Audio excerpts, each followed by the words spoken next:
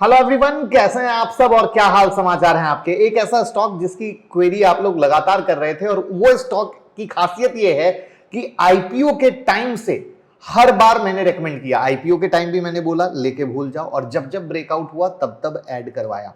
अपने आप में ये इसको आप एक अपने फील्ड का मोनोपोली स्टॉक कह सकते हो। मतलब ये जिस सेगमेंट में काम कर रहे हैं उस सेगमेंट में ऑलमोस्ट मोनोपोली लेके चल रहे हैं, और जहां पर किसी कंपनी के पास मोनोपोली आ जाती है उसके ग्रोथ के चांसेस बहुत ज्यादा बढ़ जाते हैं। सेम कहानी इस स्टॉक के साथ हो रही है। मोनोपोली के कारण इसने बहुत ही भयंकर रिटर्न दिए हैं आईपीओ के बाद भी, और बहुत अच्छा इन फ्यूचर कर सकता है। लेकिन उससे पहले स्पेशलिटी केमिकल का शेयर है, और जब मल्टीबैगर की बात आती है तो एक कंफ्यूजन बहुत सारे लोगों के बीच में रहता है कि अच्छा अग्रवाल जी बोल रहे हैं अभी जाते हैं खरीद लेते हैं, 5 दिन में बढ़ जाएगा, 10 दिन में बढ़ जाएगा, और थोड़ा सा गिर गए परेशान हो गए। ऐसा नहीं। अगर आप किसी भी शेयर को देखो, मल्टीबैगर रिटर्न देने में वक्त लगा है। उसने बहुत सारा ऊपर नीचे ऊपर नीचे ऊपर नीचे ऊपर नीचे का जर्नी देखा है, ये भूलिए मत। ये इसलिए भी ऐड कर रहा हूं क्योंकि ये स्टॉक बहुत अच्छे रिटर्न के बाद थोड़ा सा रुक भी गया है, क्योंकि एक बड़ी ही सिंपल सी कहानी ये होती कि एक अच्छे खासे रिटर्न के बाद कहीं ना कहीं थोड़ा सा अटकता है, लेकिन वापस से वो अपने ब्रेकआउट की तरफ दौड़ रहा है। और जैसा कि मैंने कहा, हर ब्रेकआउट पे मुझे ये स्टॉक पसंद आता गया और मैंने हर ब्रेकआउट पे ये स्टॉक आपको ऐड कराया। लेकिन अगर आप इन्वेस्टर हैं तो जो मार्केट की कंडीशन है, जहां पे मार्केट खड़ा है, वहां पे हमेशा एक चीज याद रखिए। मैं सिर्फ इस स्टॉक के साथ नहीं कहूंगा, मैं किसी भी आपके पोर्टफोलियो के स्टॉक के साथ कहूंगा कि 25% की गिरावट दिमाग में सेट कर लीजिए, और फंडामेंटल स्ट्रांग होंगे तो कभी कोई दिक्कत नहीं हुई। जैसे एग्जांपल के लिए कल आप लोगों के लिए मैंने बेस्ट मल्टी कैप स्टॉक बनाए, वहां पर मैंने आपको दिखाया कि मिड कैप स्मॉल कैप में गिरावट हुई, लेकिन जो मिड कैप मैंने आपको दी उसमें गिरावट नहीं हुई, बल्कि वो भाग रहे हैं। इसको क्या बोलते हैं? आंधियों में नहीं हिलना। तो कोशिश ऐसी कि दें बेहतरीन, लेकिन अगर हम दिमाग में निगेटिव पॉइंट भी सोच के चलेंगे तो मार्केट में थोड़ा भी निगेटिव होगा तो हम प्रेशर में आके गलत डिसीजन नहीं लेंगे। स्टॉक मार्केट में ये सबसे ज्यादा जरूरी होता है। तो चलिए शुरू करते हैं, और अकाउंट ओपन कर लीजिए, लिंक डिस्क्रिप्शन में है, तभी तो ये शेयर आप खरीद पाएंगे या भाई को भाई वाला प्यार दे पाएंगे। मैं मुकुल अग्रवाल आपका आप ही के YouTube चैनल में स्वागत करता हूं। जो भी नए लोग हो चैनल को जरूर सब्सक्राइब करें, बेल आइकॉन हिट करें, और रात के 8:30 बजे का शो कभी मिस ना करें, जहां देते हैं मार्केट को देखने का एक बेहतरीन नजरिया, साथ में कुछ ट्रेड, और साथ में स्टॉक मार्केट की किसी भी ब्रेकिंग न्यूज के लिए ट्विटर और टेलीग्राम से जुड़ जाएं। आपको सारी ब्रेकिंग न्यूज सबसे पहले मिलेगी।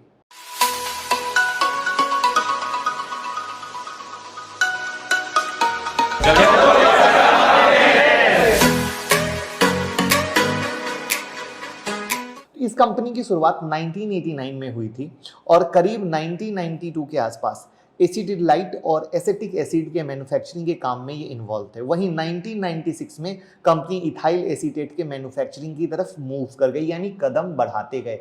अगर करंट में देखें तो ये कंपनी आज के डेट में इंडिया की लीडिंग मैन्युफैक्चरर है इथाइल एसीटेट में, जिसका इंडियन मार्केट में 30% का शेयर है। जबकि एक और गुड न्यूज आपको बता दूं, वाईसीपीएल के एक्विजिशन के बाद ये परसेंट फर्दर और भी ज्यादा इंक्रीज होगा। साथ ही कंपनी डिकैथीन डेरिवेटिव्स की इंडिया में इकलौती मैन्युफैक्चरर है, और यहां इनका 55% का मार्केट शेयर है, जो कि एक बहुत ही तगड़ा पॉइंट है इनके लिए। अब अगर कंपनी के बिजनेस सेगमेंट की बात करें तो ये 2 वर्टिकल्स में काम करती है। एक है एसिटाइल इंटरमीडिएट और दूसरा है स्पेशलिटी इंटरमीडिएट। अब इनके रेवेन्यू की तरफ देखते हैं तो आप रेवेन्यू को देखिए कि किस तरीके से, किस किस इंडस्ट्री से, प्रोडक्ट वाइज इनको क्या आता है, तभी तो आप और बेहतर जान पाएंगे कि इनके किस तरीके के कस्टमर बेस हो सकते हैं। राइट, इनका प्रोडक्ट वाइज ब्रेकअप आपके सामने है, जिसमें प्रिंटिंग एंड पैकेजिंग में 27%, एग्रोकेमिकल में 11%, डाइज एंड पिगमेंट्स में 11%, केमिकल्स में 11%, फार्मास्यूटिकल्स में 33% और अदर्स में 7% है। इस तरीके से ये डिफरेंट इंडस्ट्री को कैटर कर रहे हैं।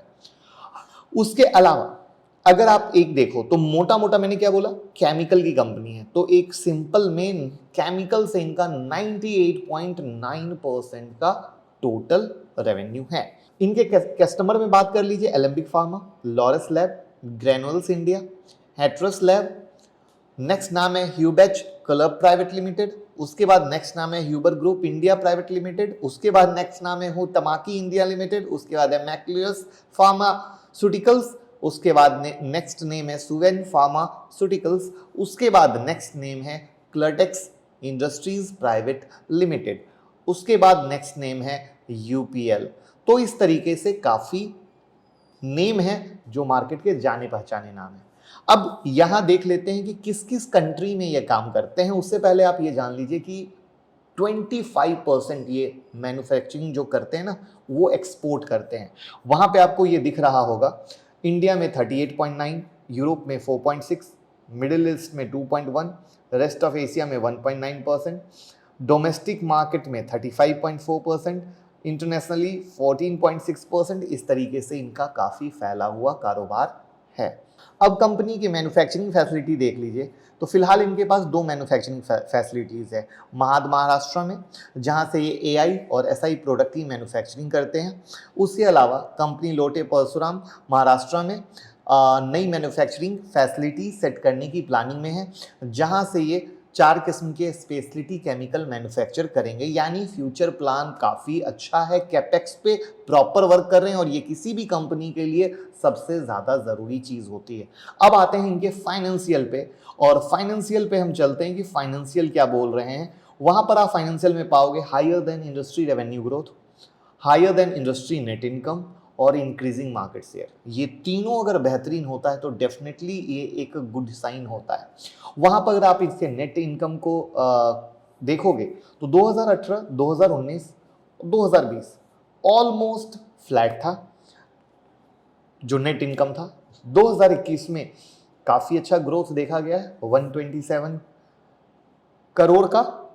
उसके बाद अब अगर आप इनके कॉम्पिटिटर की बात करोगे तो Aarti industries, Atul limited, fine organics, Navin fluorine, ऐसी कुछ कंपनियां हैं जो इनके कॉम्पिटिटर में हैं। बट स्टिल जो कुछ इसके प्रोडक्ट हैं वहां पर ये मोनोपोली में है और उनको कोई टक्कर देने वाला नहीं है। अब इनके होल्डिंग्स पे देखते हैं प्रमोटर होल्डिंग किस तरीके से है। तो आप पाओगे कि प्रमोटर होल्डिंग 72.92% है, वहीं पर म्यूचुअल फंड की 2.13% है, एफआईआई की 3.58% है और रिटेलर की 18.49% है। इसका रीज़न क्या है? अगर एक सिंपल से अंदाज में आप समझें कि आपको एक चीज़ दिखा होगा कि एफआईआई ने अपनी पोजीशन थोड़ी कम की है और म्यूचुअल फंड वालों ने अपनी पोजीशन थोड़ी कम की। इसका रीज़न मैंने वीडियो के शुरू में ही बताया था। इस स्टॉक ने आईपीओ लिस्टिंग के बाद एक बम्पर रिटर्न दिया है, बम्पर रिटर्न। तो बम्पर रिटर्न देने के बाद क्या हो जाता है, कहीं ना कहीं एक प्रॉफिट बुकिंग आती है, जो आप कई बार मैंने कई वीडियो में दिखाने की कोशिश की है कि एक अच्छे रिटर्न के बाद क्या होता है, एफआईआई या म्यूचुअल फंड अपनी पोजीशन को थोड़ा हल्का करते हैं और वापस से नीचे में लेते हैं। और ये उसी का एक शुरुआत है, क्योंकि एक्चुअली इसकी आईपीओ की लिस्टिंग भी नई ही है। अब जैसा कि मैं कहता हूं, हमेशा कंपनी का ग्रोथ उसके फ्यूचर प्लान पे डिपेंड करता है। तो यहाँ पर ये सबसे पहले अपने subsidiary yellow stone fine chemical private limited में नई मैन्युफैक्चरिंग फैसिलिटी सेट करने के लिए कैपिटल एक्सपेंडिचर का प्लान करने वाले हैं। इसके अलावा ये अपने स्पेशलिटी जो इंटरमीडिएट्स हैं उसके मैन्युफैक्चरिंग फैसिलिटी को भी एक्सपेंड करने के प्लानिंग में है, जिसके लिए प्लांट मशीनरी परचेज करेंगे, इंफ्रास्ट्रक्चर डेवलपमेंट में ये लगे हुए हैं।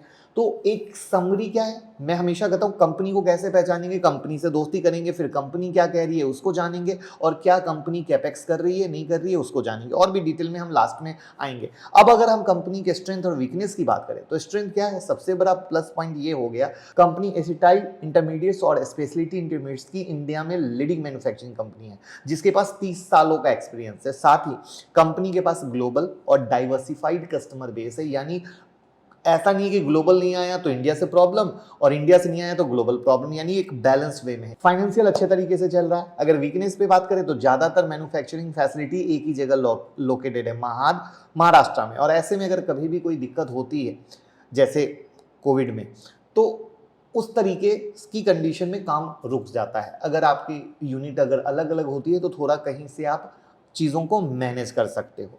तो अब समरी क्या आई, समरी में हमेशा क्या कहता हूं कि कंपनी से जब दोस्ती करते हैं तो हम पहले कंपनी को जानते हैं कंपनी क्या कर रही है, उसके बाद फिर क्या कंपनी कहीं पर मोनोपोली लेकर चल रही है या नहीं चल रही है। तो अगेन कंपनी भी अच्छी है, प्रोमोटर भी अच्छे हैं, कंपनी मोनोपोली लेकर भी चल रही है, कंपनी के पास डाइवर्सिफाइड कस्टमर भी हैं, कंपनी ग्रोथ भी दे रही है, कंपनी के केपेक्स का प्लान भी है। लेकिन जो सबसे ज़्यादा इंपॉर्टेंट आता है, सबसे ज़्यादा इंपॉर्टेंट वो ये आता है कि कंपनी तो सब कुछ बोलेगी, हर कंपनी सब कुछ बोलेगी, क्या वो प्रॉपर तरीके से एग्जीक्यूट कर पा रही है?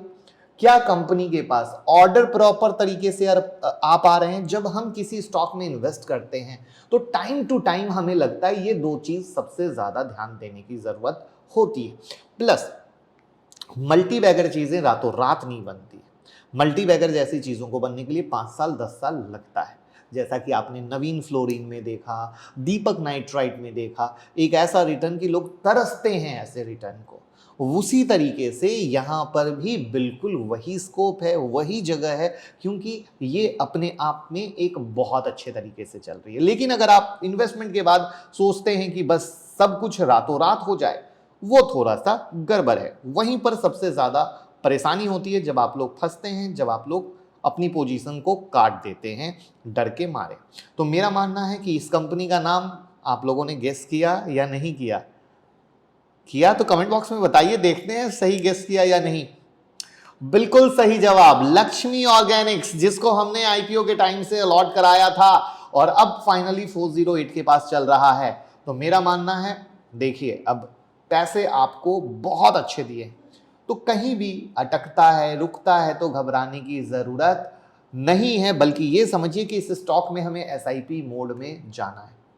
हर महीने एक एसआईपी स्टार्ट कर लीजिए और हर महीने इसमें लीजिए, बहुत प्यारा, बहुत अच्छा रिटर्न मिलने वाला है, इसकी गारंटी है। बट याद रखिएगा, अगर सिर्फ सोचेंगे आज लिया और रोज ऊपर जाए और फिर 10 दिन के बाद परेशान हो गए तो बहुत परेशानी में आ जाओगे। तो उम्मीद करूंगा भाई वाली कोशिश पसंद आई होगी, तो लाइक कमेंट शेयर करते रहिएगा, लोगों को बताते रहिए, हमें भी प्यार मिलता रहेगा। Thank you so much.